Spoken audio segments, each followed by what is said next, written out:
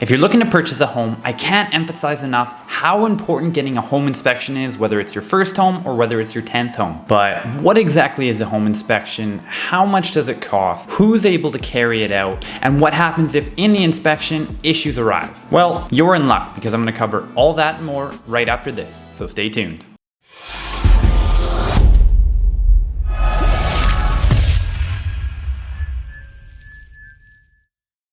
What's going on, guys? Alex Dunbar here from the Dunbar Real Estate Group and Remax Treeline Realty based out of the Surrey Langley areas. And in this video, I'm going to tell you everything you have to know about home inspections. If this is your first time on the channel, I make weekly real estate videos based on the BC real estate market as well as showcase community tours across the Lower Mainland. So if that's something you're interested in seeing more of, I suggest you subscribe to my channel and hit the bell so you're notified whenever I put out a new video. And just before I dive right into it, I'm going to ask that you do one thing for me, and that's to hit that like button so the algorithm will push this video out to more individuals just like yourself so we can make sure they're protected before purchasing a home. But diving right in, let's go over what exactly a home inspection is. So the purpose of a home inspection is to identify any major problems with the house and give you a better idea of what the process and costs are to remediate these issues. The inspector will anticipate and let you know what the costs that are coming up in the near future are. These could be immediate, in 2 years, 5 years, 10 years, or even further onwards. They'll also be looking at anything that may be required to maintain the general health and safety of the home. It's very rare that an inspection will uncover zero issues, and that's true even in a new build. Obviously, some inspections uncover worse issues than others, however, there's usually at least something. But what they're really looking for is any major issues in the house and not minor cosmetic things. In most cases, you're going to be buying a home that's at least 5 to 10 years old, if not older, and you can't expect there to be absolutely zero issue. It's just unrealistic. And as I previously mentioned, even in a new build home, there's typically going to be some sort of flaws. So prior to going into the inspection, you need to prepare yourself for that. But with that being said, an inspector is a great tool and resource to allow you to know what exactly is coming up in the future and allow you to save for some of those potential costs. So how long does a typical inspection take? On average, they're probably between 2 to 3 hours, but can be shorter or longer dependent on the property type and size of the property. The actual inspection of the home will often also be followed by a follow-up summary of the findings by the home inspector, and that's when the buyer should actually be present. And this can take anywhere from 15 to 45 minutes. The inspector is going to go through the house room by room, checking both the interior as well as the exterior. They're going to be looking for everything from minor to major flaws. And good inspectors are going to be taking photos and notes throughout in order to be able to provide you with a document known as a home inspection report after they're done. A good inspector is also going to be inspecting the attic space as well as the roof if they have access to it. Some inspectors even have tools such as a camera pole or a drone, which can allow them to access roofs that otherwise they may not have access to. Something to note here though is that as a buyer, you're not required or expected to stay for the entire process. It's actually advised that you come towards the end so that you can just receive the summary, so that number one, you don't get in the inspector's way, and number two, that it's not going to take as long. Don't worry, they're going to walk you through the entire house afterwards, but you really need to allow them to focus and do their job. So who's actually allowed to perform a home inspection? Well, technically anybody. However, it's extremely important that you get a licensed home inspector. There's many people who typically try to bring a family member, usually their dad, come and do the inspection themselves. However, this just isn't a good idea. An actual inspector has been professionally trained and is gonna catch things that the average person would miss. They've got the experience, education, and additional tools that's gonna help them do the best job possible. And although it may not necessarily be the cheapest thing to do, which we'll get to in a minute, it's something that's absolutely crucial. This is probably gonna be one of the biggest, if not the biggest investment in your life, so you really need to give yourself peace of mind.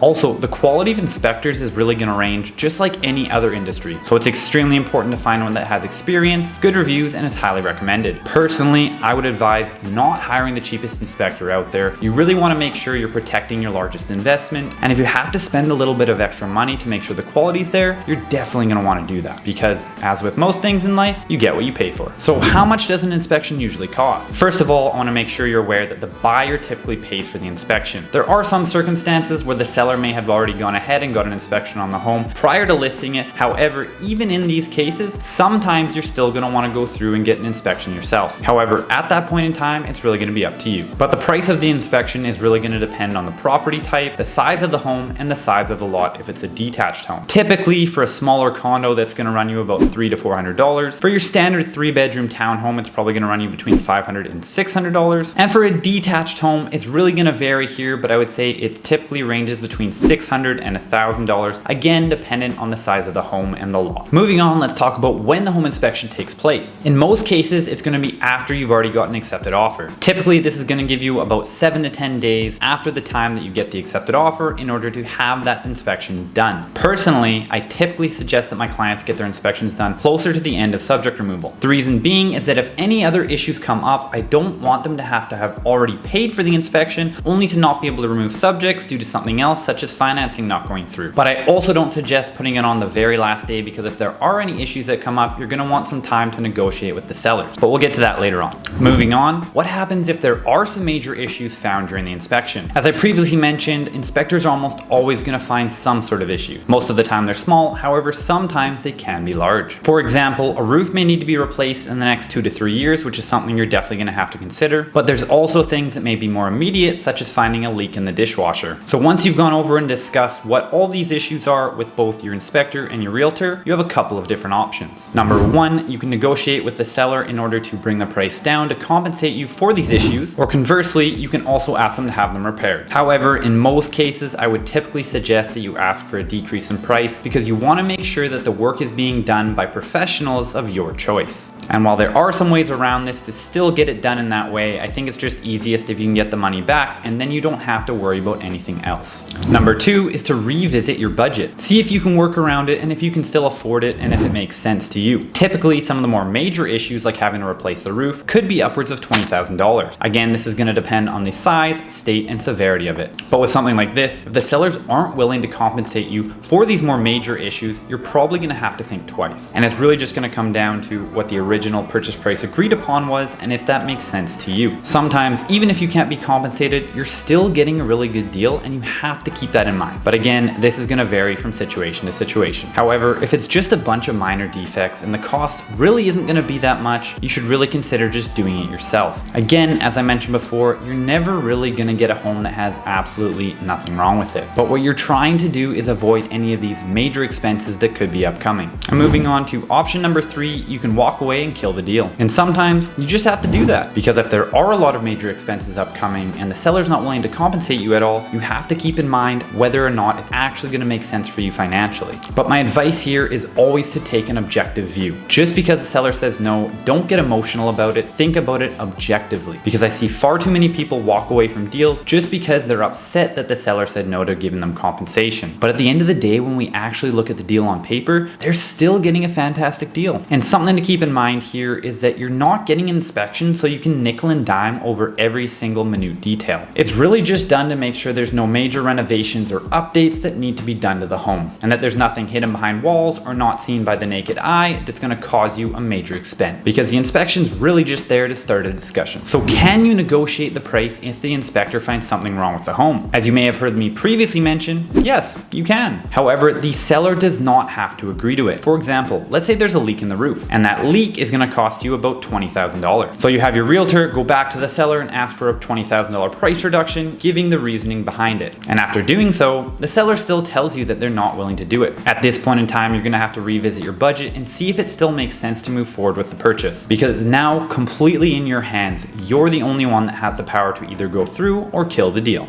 And whether you're just changing the terms or you're changing the price, the seller also has to agree with you, because if they don't, it's only what's in the original contract that's actually going to hold up. So what happens in the case if you do back out of the deal? So in the case that you do back out of the deal, do you get your inspection money back? In most cases, no. You're paying for a service. At the end of the day, you want to make sure the inspector is doing the best job possible. And if they're incentivized by only getting paid if the deal goes through, you can see where this could cause issues. Occasionally, there are some inspectors that do have guarantees or special deals in these cases. However, for the most part, don't expect it. And I know this kind of seems like a bummer, but realistically, think about it. At the end of the day, even if you had to pay $500 for this inspection and they uncovered something that was $5,000, $10,000, or even $20,000, they're saving you a ton of money at the end of the day. So realistically, you have to think about it like an insurance policy. And lastly, I want to cover the topic of whether or not you can still go out and look for other homes during the subject removal process. So the purpose of subject removal is in order to do your due diligence in order to remove these subjects. So this should be the sole focus of your time, not looking for other homes. Legally, if you do not remove subjects, you have to provide a valid reason as to why. And this will have to be due to one of your subjects not being fulfilled. And unfortunately, I found another home typically isn't going to be one of your subjects. So if you were to go out and look for other homes during the subject removal process and then unfaithfully didn't remove subjects because of that other home, the sellers could pursue you legally. And this could get you into big financial trouble. And at the end of the day, if you're still looking for other homes after you've already got an accepted offer, you probably don't actually like the home that much. Looking around really isn't going to help the scenario at hand. So to sum it all up, no, you shouldn't be looking at other homes during the subject removal process. And that's about going to do it for my video today. But before we end it, I want to summarize and clarify a couple of things. If there are some issues that do happen to come up in your home inspection report, here's my advice. Get your realtor to speak with the other realtor and come up with a win-win situation. At the end of the day, they want to sell their home and you want to buy it, but you're probably going to want to ask for more than they're willing to give you. However, they're still probably willing to meet you in the middle or give you something rather than nothing. So if you can come together and figure out a fair solution, this is going to be the best scenario at the end of the day. So if you're going to ask for a price reduction, just make sure you're actually backing up what you're claiming. If you're going to have to replace a specific appliance, send them the actual cost of buying a new one. If you have to replace the roof, get a quote from a contractor. At least this way you're not pulling numbers out of thin air. And if you are looking for an experienced and trusted home inspector, I have a few that I work closely with that I'd be more than happy to recommend to you. Just send me an email or shoot me a message and I can get you their contact information. And that's about going to do it for today's video. So if you did enjoy the content and if you got any value from it, I'll ask that you smash that like button. And if you're interested in seeing more videos just like this one, I suggest you subscribe to my channel and hit the bell so you're notified whenever I put out a new video. And lastly, if you are located in Surrey, Langley, or any of the surrounding cities and are looking to make a move, whether it's a buy, a sell, you can scroll down and hit the first link in the bio to book a call with me to go over your options at your earliest convenience. Thanks so much for watching, and we'll see you in the next video.